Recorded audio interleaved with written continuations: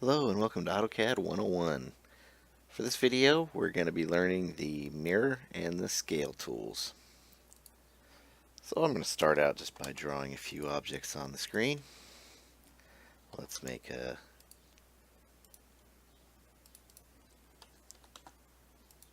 speaker of sorts.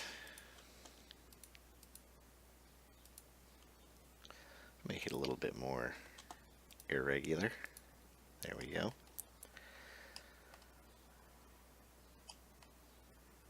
And I'm going to draw a line on the screen as well.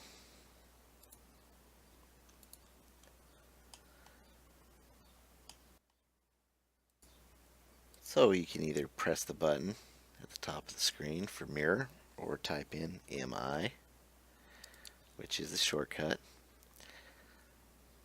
And now you see it says specify first point of mirror line. So I'm going to pick this point and then drag out. You can go up or down. Since I have orthographic on, it's going to keep me in a straight line. But I really only have two options while in orthographic. So I'm going to use that line. Now, erase source objects, if you select yes, will delete the original and only make the mirrored image. But if you select no, it'll keep both. And no is the default, so you can just hit space. And you'll see if we have orthographic off, and I select the same object, I can pick any point. I don't need to pick a point on a line or anything else anywhere. You can just pick anywhere at random. But I can essentially rotate that mirror plane anywhere I like. And if you overlap the object, it's going to create a mirrored version directly over the top of the one we have. But let's pull that out somewhere. There. Erase source objects, no. Pretty simple and straightforward. The scale command is much the same. Simple and straightforward. Start by selecting what you want to scale. And then specify a base point. So I like to pick a point on the object or close to it. And you'll see why. Actually, let's pick out here and you'll see why.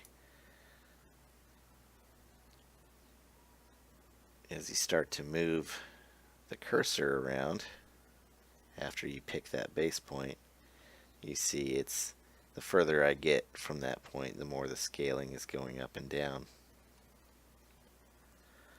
And I can zoom out and scale this way up. Well, you can't even see, it's too big. And now I have a huge speaker over here. Actually, let's just Control Z a couple times and go back. If I want to scale again and pick a base point on the object, you see it's a little bit easier to control and you know where it's going to end up because this point will stay the same. And you can pick the center point and it will shrink and grow around it.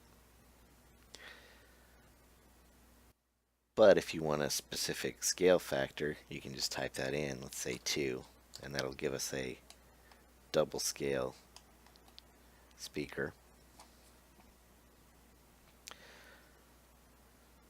And there are other options as well. We'll talk about that too.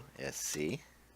I'm going to pick the center point, but I'm going to pick the copy selection. And now you see it actually didn't just scale the object, it created a copy and scaled it.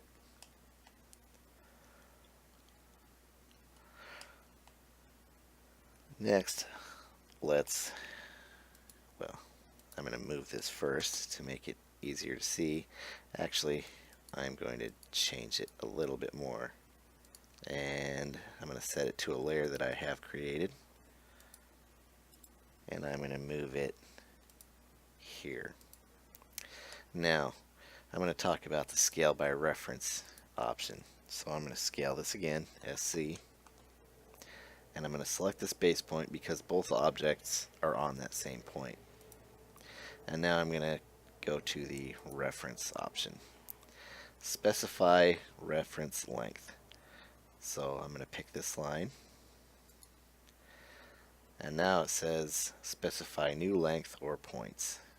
If I pull out, remember I've still got this first base point, which is why when I did the reference line I picked a point that started with that. And now if I want to match two objects in size, I can pick that corner and scale the green object, which will now be on top, so I can move it by selecting and have two speakers the same size. And that's the scale command. Thanks for watching and good luck.